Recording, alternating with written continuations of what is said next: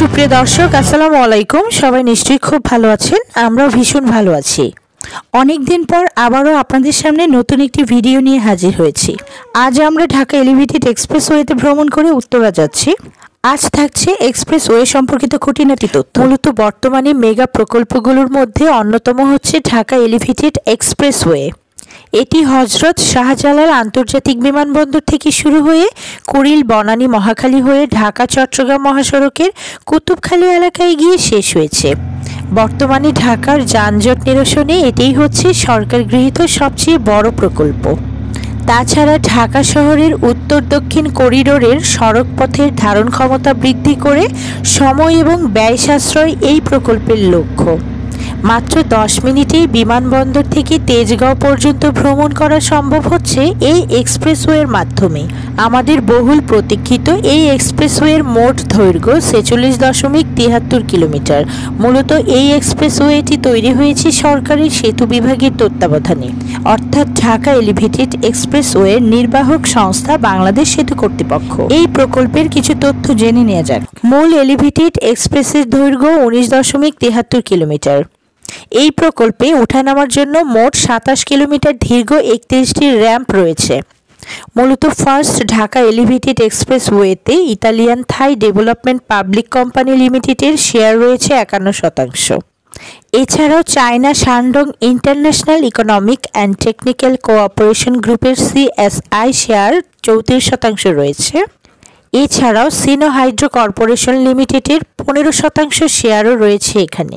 মূলত প্রকল্প অনুযায়ী প্রথম চুক্তি স্বাক্ষরিত হয়েছিল 19 জানুয়ারি 2011 সালে এবং প্রকল্প সমাপ্তির সময়কাল ছিল 2024 সালের জুন পর্যন্ত। মূলত এই প্রকল্পের মোট ব্যয় ধরা হয়েছিল 8,940 কোটি টাকা।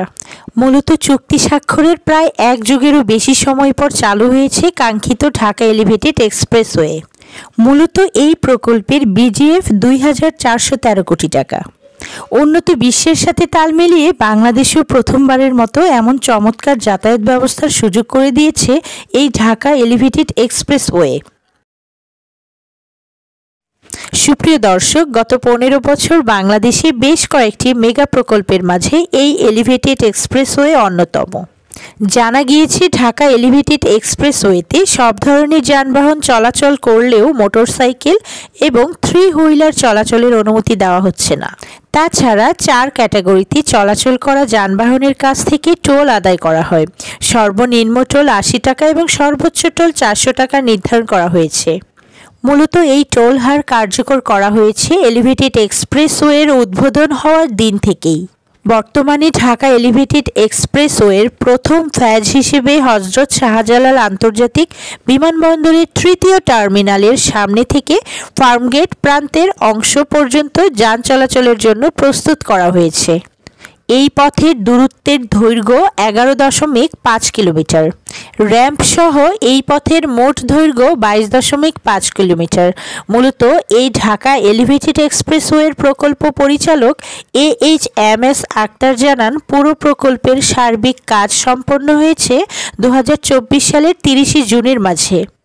তবে ঢাকা এলিভেটেড এক্সপ্রেসওয়ে নিয়ে অনেকেরই নানা প্রশ্ন রয়েছে। মূলত এটি এক ধরনের হাইওয়ে যার অবকাঠামো ফ্লাইওভারের মতোই, তবে ফ্লাইওভার শুধু নির্দিষ্ট একটি স্থানে ট্রাফিক ওভার করে, অপরদিকে এলিভেটেড এক্সপ্রেসওয়ে বয়ে যায় একটি শহর বা অঞ্চলের উপর দিয়ে। মূলত নানা জটিলতায় মহাসড়ক বা হাইওয়েতে চলাচলকারী যানবাহন নির্দিষ্ট গতিতে চলতে পারে না, ফলে গন্তব্যে পৌঁছানোর বিষয়টি থাকে অনিশ্চিত। মূলত এই সকল সমস্যা থেকে পরিত্রাণ পেতে বিশেষ সুবিধা সহ যে হাইওয়ে নির্মিত হয় সেটি এক্সপ্রেসওয়ে।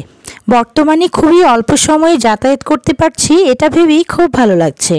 কারণ এক সময় 2 থেকে 4 ঘন্টা সময়ও লেগেছে এই পথে, আর এখন মাত্র 10 থেকে 15 মিনিটের মাঝেই চলে যেতে পারছি এই পথ ধরে। সুপ্রিয় দর্শক, ঢাকা এলিভেটেড এক্সপ্রেস চালু হওয়াতে রাজধানীর বাইরে অবস্থান করা বিদেশগামী কিংবা বিদেশ ফেরত যাত্রীরা কোনো সিগন্যাল ছাড়াই বিমানবন্দর থেকে পৌঁছে যেতে পারছেন সায়দাবাদ।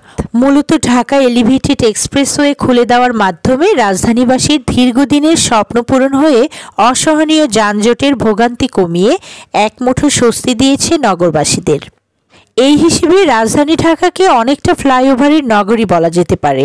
মূলত যানজট কমানো এবং যাতায়াত ব্যবস্থাকে উন্নত করার লক্ষ্যেই এইসব উড়াল সেতু নির্মাণ করা হয়েছে। সুপ্রিয় দর্শক, চলুন জেনে নিই ঢাকা এলিভেটেড এক্সপ্রেসওয়ের আরও কিছু তথ্য।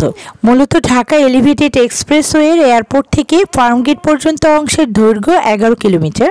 এই অংশের র্যাম্প থাকছে 15টি, তার মধ্যে 8টি র্যাম্প ওঠার জন্য এবং 7টি নামার কাজে ব্যবহার করা হয়। এক্সপ্রেসওয়েতে উঠতে এবং নামতে কোন র্যাম্প ব্যবহার করবেন তা নিয়ে থাকছে আরও কিছু তথ্য। শাহজালাল আন্তর্জাতিক বিমানবন্দর থেকে কুড়িল, বনানী, মহাখালী, ফার্মগেট যেতে ব্যবহার করতে পারছেন বিমানবন্দরের আশেপাশে থাকা র্যাম্পটি দিয়ে।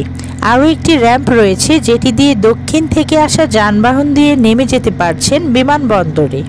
তাছাড়া ঢাকা এলিভেটেড এক্সপ্রেসওয়ের একটি বর্ধিত অংশটিতে এসে যুক্ত হয়েছে ঢাকা আশুলিয়া এলিভেটেড এক্সপ্রেসওয়ে। পরবর্তী নামা ও ওঠার জায়গা হচ্ছে কুড়িল। মূলত কুড়িলে এলিভেটেড এক্সপ্রেসওয়েতে ওঠার জন্য 2টি এবং নামার জন্য রয়েছে একটি র্যাম্প। বিমানবন্দর এবং কুড়িল থেকে বনানী যেতে ব্যবহার করা হচ্ছে বনানী কবরস্থানের সামনে থাকা র্যাম্পটি। এই র্যাম্পে এসে যুক্ত হয়েছে আরও একটি র্যাম্প যা দিয়ে তেজগাঁও ফার্মগেট আসা যানবাহন নামতে পারছে বনানীতে। গত বছর 3 সেপ্টেম্বর দেশের এই দীর্ঘতম উড়াল সড়কটি চালু হওয়ার পর থেকে এটি ছিল মূলত প্রাইভেট কারের দখলে, তাই সময় লাগতো বেশি। তবে বর্তমানে এক্সপ্রেসওয়েতে আগে ও পরে মিলিয়ে যাত্রাপথে সময় লাগছে 47 মিনিট। কর্মদিবসে স্বাভাবিক সময়ে 1.5 ঘন্টা বা তার চেয়ে বেশি সময় লাগছে এমনিতেই। তাছাড়া ভাড়ার কথা যদি বলি, ফার্মগেট থেকে উত্তরা পর্যন্ত ভাড়া ঠিক হয়েছে নিচের সড়কের মতোই 40 টাকা এবং বিমানবন্দরে নেমে গেলে ভাড়া 35 টাকা। মূলত যানজট আর সিগন্যাল মুক্ত সড়কে এতদিন ছিল প্রাইভেট কারের রাজত্ব, এতদিন পর শুরু হয়েছে সাধারণ মানুষের চলার সুযোগ। মূলত ফার্মগেট থেকে আমাদের উত্তরার পথে যানবাহন করে এই চলাচল যাত্রীদের মধ্যে দেখা গিয়েছে আনন্দের ছটা। তাছাড়া প্রথমবারের মতো এক্সপ্রেসওয়েতে উঠে ভীষণ ভালো লাগছিল আমাদের।